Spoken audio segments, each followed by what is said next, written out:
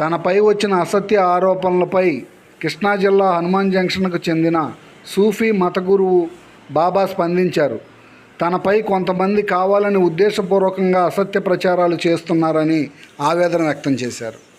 ఈ సందర్భంగా ఆయన మీడియాతో మాట్లాడుతూ హనుమాన్ టెంపుల్ ఎదురుగా ఉండేవాడిని ఇదివరకు గతంలో 5 ఏళ్ళైంది ఇక్కడికి వచ్చి నేను ఇక్కడ ఎవరో నాది ఒక పబ్లిసిటీ లేదు, యూట్యూబ్ లేదు, ఒక బ్యానర్ లేదు, ఒక బోర్డు లేదు, ఒక పిఆర్ఓ లేడు. నాకు ఒకరికొకరు మోర్ పబ్లిసిటీగా వస్తున్నారు, వాళ్ళకి నా దగ్గరికి వస్తున్నారు, బాబా గారు ఆశీస్సులు తీసుకుంటున్నారు, మాకు తగ్గింది అన్నారు. ఒకరు నోటంటే ఒకరు క్రౌడ్ పెరుగుతున్నారు. ఈ లోపల నేనేంట్రా అంటే ఈ జనం అనుకోకుండా పెరిగారా అని చెప్పేసి గత 20 ఏళ్ళుగా నేను ఫ్రీ సర్వీస్ చేశాను. ఇప్పుడే నేను ఒక 3-4 నెలల నుంచి ఓ 100 రూపాయలు సర్వీస్ తీసుకుంటున్నాను. వాళ్ళు భోజనాలు పెడతాను నేను వచ్చిన వాళ్ళందరికీ. తర్వాత ఫ్రీ పార్కింగ్ ఒక 4 ప్లేసులు ఉన్నాయి. 5 దీనికి వాచ్మెన్లు ఉన్నారు క్లియరెన్స్కి. వీళ్ళ ఖర్చుల నిమిత్తం 100 రూపాయలు తీసుకున్నాం. ఒక పేషెంట్ ఇలా చెప్పకూడదు, నేను ఒక పేషెంట్ ఏమంటే 4 వచ్చినా వాళ్ళకి దాంట్లోనే భోజనం.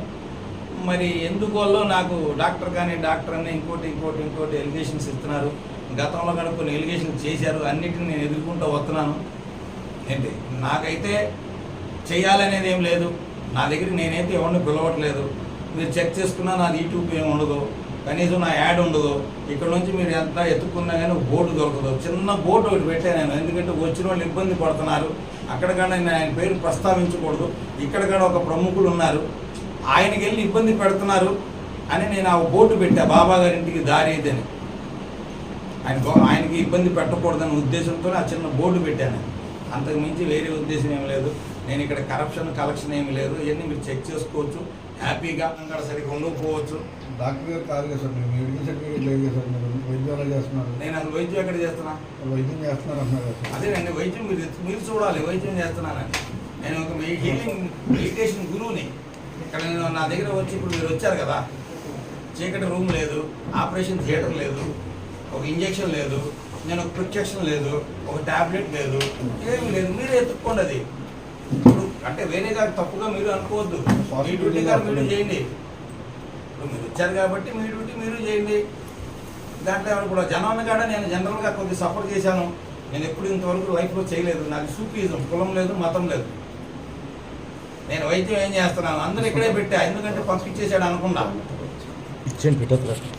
నేను వైద్యం ఏం చేస్తున్నా, డార్క్ రూమ్ ఎక్కడ ఉందో ఏంటో, మీరు ఎన్ని నాకు డబ్బులు ఎవడెంత ఇస్తున్నాడో ఇవన్నీ ఏంటంటే ఒకటండి, అన్నదానాలకి మీరు వాళ్ళు నచ్చి ఇచ్చినప్పుడు రేపు పొద్దు నేను ఇచ్చానని చెప్పేసి వేరేగా ఎవడో వచ్చేసి దాన్ని పోయి నేను 50 లక్షలు ఇచ్చానండి అంటే దాన్ని తీసుకుంటే నేను చేయగలిగింది ఏం లేదు. ఇది ఇక నాకు మాట్లాడటం ఇంతకన్నా రాదు. కొద్దిగా ఏంటంటే మా భాషా విధానం కూడా తేడా అవుతుంది, కాంపిడెన్స్ కాబట్టి. ఇంకా మీకు ఎవరిని అడిగితే నేను దానికి సమాధానం ఇస్తాను. ఏం లేదండి, వాళ్ళ వల్ల కూడా నాకు ఎటువంటి ఇబ్బంది లేదండి. నాకు వచ్చి ఏం చెప్పలేదు వాళ్ళు, నాకేమి నోటీస్ ఇవ్వలేదు, నాకేం కంప్లైంట్ పెట్టలేదు, నాకేం పిలిపిలేదు. వాళ్ళ వల్ల కూడా నాకు ఎటువంటి ఇబ్బంది లేదు. ఎవరి వల్ల నాకేం ఇబ్బంది జరగల. అసలు ఒక ఊరు కాదండి. ఇప్పుడు మన పులివెందల, కర్ణాటక,